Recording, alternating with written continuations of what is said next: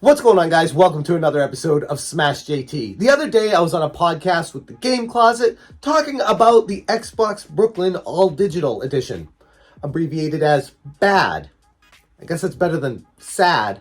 But we started talking about the direction of the video game industry on the whole and why it seems like Microsoft and Sony, to a certain extent, are hell-bent on sending everything all digital. And while we were talking, it kind of came up that we might be barking up the wrong tree, and the actual issue here is what the storage solutions are for these companies and why Nintendo got it right. New to the channel, hit the subscribe button, give me a like, and check out smashjt.com. I have an article in the back room here, ready to publish as soon as I publish this video, talking about my insights, research, and information I could come up with as to why Sony and Microsoft are hell-bent on destroying physical media, and why Nintendo is still hanging on to it. In an age where digital gaming has taken precedence over physical copies, Nintendo stands as a beacon, embracing an old-school approach to video game packaging. The Japanese gaming giant may have gotten it right, showing Microsoft and Sony that there's still immense value in placing physical game ownership into the hands of their customers. Based off Microsoft's latest leak to send everyone digital in an attempt for world GamePass domination, it exposes their lack of foresight. And here's why. Video game storage has evolved dramatically over the years, from cartridges to CDs to DVDs and now even Blu-ray discs. Every evolution has brought with it a promise of larger capacities and faster load times. However, it seems like we may have reached a plateau with Blu-ray discs, at least in the current environment, where Blu-ray discs can only hold a maximum of 128 gigs in their BDXL variant, and that's the expensive Blu-ray disc, and it's typically not the one that's used for these games. The typical Blu-ray disc holds about 25 to 50 gigs, and some games, like Call of Duty and Starfield, can go well beyond that. While in contrast, Nintendo Switch cartridges can currently store up to a maximum of 64 gigs, where people might hear that and say, well, see, Blu-ray can hold more than a Nintendo Switch cartridge. And you gotta remember, the Nintendo Switch console, using proprietary Nintendo Switch cartridges, is over 7 years old at this point, and the Nintendo Switch 2 is just around the corner with new technology and most likely new proprietary cartridges that could hold a wealth more of information in them. Technology has been rapidly evolving in the realm of portable storage. Take micro SD cards, for instance, which can now accommodate up to 1 terabyte on your pinky. 1 terabyte in an micro SD cartridge. And currently, as I did research on this, there are even some companies with prototypes of 2 terabytes. And yes, it is exciting that you can hold all this information on the tip of your pinky. It does come at an exorbitant cost. But with technology and time, cost always comes down. A few years ago, 1 terabyte micro SD card commanded a price well over $200, oftentimes $250 or more.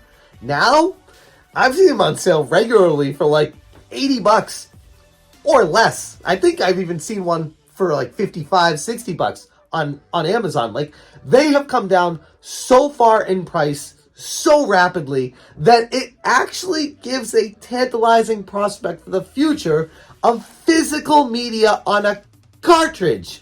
Because if you can hold up to 1 terabyte of data and get the price down to under $40, now we're talking. Microsoft and Sony seem to be steering away from this, though, favoring digital downloads because of the cost. At first, it might seem like a move to save customers money, but the implications run far deeper. Many new game releases on these platforms require day one updates, sometimes larger than a Blu-ray's maximum capacity. In fact, quite often. This not only demands high-speed internet, but also eats up a significant amount of storage on the console itself, which would explain why Microsoft wants to create an all-digital, large-capacity Xbox Series BAD, the Brooklyn Edition, 2 terabytes, where you can hold a lot more digital Xbox games to be able to play them straight from your console at, I was going to say an affordable price, but $500 for a console is a lot to ask for 2 terabytes of storage. There's an issue with this, and game preservation. With digital downloads, once a title is delisted or the servers are shut down, the game could be lost forever. And it's not all doom and gloom. That's not always the case. There seems to be a way to always get these games. So I don't want to make it sound like that's the only problem with digital gaming. My biggest issue is you don't really own the game. You just have a license to play the game. You can't share it with your buddies. You can't sell it back and trade it back. You can't put it on eBay. You can't trade up for new games with GameStop. You just have the privilege to play the game and sit on it when it's done. Nintendo's perceived technology inferiority has often played to its advantage in the fiercely competitive gaming market. Unlike Microsoft and Sony, who are embroiled in an incessant tug-of-war to outdo each other with this grandiose graphics fight and colossal game sizes, Nintendo has strategically skirted these demands by focusing on unique gameplay experiences and not being beholden to massive game sizes. They've carved out a distinct niche in this field. The approach ensures less strain on storage and a streamlined gaming experience. While pushing the technology envelope definitely has its merits, and I don't want to knock it because games like Final Fantasy Rebirth and God of War and all the Starfield, the fantastical graphical adventures that these systems are capable of blows your mind. But at the end of the day, is it worth it? Nintendo's model raises an essential question to all gamers. Is incessant tech advancement truly sustainable for the gaming industry's longevity? How much bigger, better graphics, power can it get affordably for you to be able to keep up? And that right there is most likely the reason why Microsoft and Sony are pushing for this game streaming services. Because the storage is what ends up costing the bulk amount of money, and they know the gamers aren't going to be willing to pay the upfront cost for it because it's just so big. I'd argue that sometimes simplicity and innovation, rather than sheer power, can lead the way.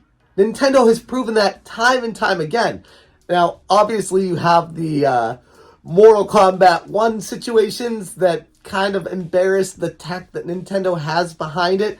But even with that, you look at the first-party games coming out of Nintendo and just the sheer power behind them, what they're able to do with older tech, smaller storage, and still have a fantastic gaming experience really goes a long way. Nintendo's approach underscores the value of tangible, physical game ownership. While it's unclear what the future holds for gaming, perhaps Microsoft and Sony could take a page out of Nintendo's book. After all, in an increasingly digital age, there's something profoundly satisfying about holding a game in your hand, knowing it's yours to keep forever. Even though Nintendo still allows third-party companies to basically give you 1/10 of a game, a download code on the cartridge, and purchasing the cheapest game cart from Nintendo possible, the 8 gigabyte card, and then you have to download the rest of it to your system. I ain't a big fan of that either, but that's just typically held to cheap third-party game companies that don't want to take the risk and spend an insane amount of money on Nintendo's proprietary game cartridges that, oh, by the way, Nintendo makes a percentage of every game cart that sells. They don't really have to worry as much as the third-party companies do taking the risk on the games. Unfortunately, the leaked Microsoft documents point to a more greedy approach, attempting to migrate all gamers to digital quote-unquote ownership, and subsequently to GamePass rentals. Microsoft and Sony, to a similar extent, seem to only see value in crushing their own customer base. Yeah, it's affordable upfront, but in the long run, you'll own nothing and be happy? Here's the thing, if Microsoft and Sony migrated more to a physical game cartridge approach that's proprietary, that they could charge game developers a certain percent of every game sold so they make their money with those cartridges sold just like Nintendo does, there would be a benefit to it. You could still have the physical games, you could still sell them in stores, you could still have the marketing and all that good stuff. But the problem comes down to the price and how much the customer is willing to pay for it. Would you be willing to pay a premium, say $130 to $150 for a physical game? Because that's what's happening right now with gaming. Games are getting too big, too vast, too graphically capable, too much behind it, taking up too much memory. And because of that, it costs a lot of money to be able to put it on a physical cartridge. But with the prices of physical cartridges rapidly falling, the prices of technology with a standard micro SD card coming down in the next few years to, we'll say, hopefully somewhere between $30 and $40 for a 1 terabyte card. That's realistic, by the way, in the next few years to have it at that price. Would there be a potential for Sony and Microsoft to maybe one day look at that and say, we can do this. We can migrate our systems to being physical cartridge based, still hold a crap ton of information on the cartridge, and still make it somewhat reasonable for a customer if you're willing to spend the money for it. And then it comes down to you, the customer. Are you going to pay $150 for a video game, for one cartridge, for one physical cart? Or would you prefer not owning it, having a digital streaming service, and just paying a monthly fee for it? I mean, up front, it's a hell of a lot cheaper, but at the end of the day, you got nothing to show for it, and you can't sell anything and make your money back in the future. And that's where I see the issue for gamers. They need to be willing to spend more money up front. But gamers are cheap. I know, because I am one. And you have to understand the dynamics of the business behind the scenes to justify the price point of what a game would cost. And we're just talking about the storage. We're not talking about the upwards of $2 billion being spent on a single game, like has been rumored with Grand Theft Auto 6 and Take-Two and Rockstar. So you have to make your money back on that, plus put a gigantic game on a storage system that people will be willing to pay for. And then at what point do people say, I'm good, I don't need to keep spending $200 on a game? We're getting back to what it cost for a Neo Geo game back in the 90s here, and it gets a little bit ridiculous. And I get the inflation thing, I get all that, but technology brings storage costs down, so I feel like there's an equilibrium with all that. But I guess I wanted to get at the point with this video is there's not a simple answer to it. It's more of a, you need to teach the gamers what to expect with all this cost of storage. It's not free.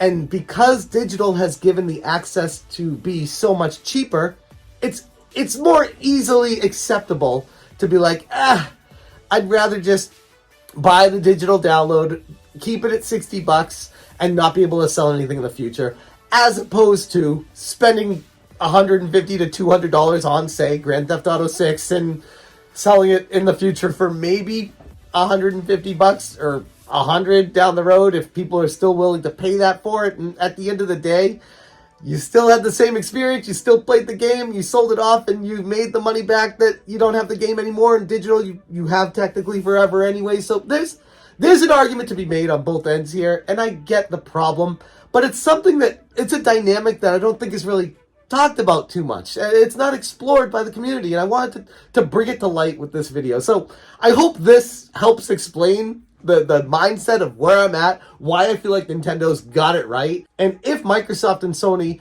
want to go back to physical, and with the sizes of their games, it's gotta cost a lot of money, and then it comes down to you and what you're willing to pay. I'm gonna leave it there. Thank you guys so much for watching, and as always, you stay smashing. Smash, Smash,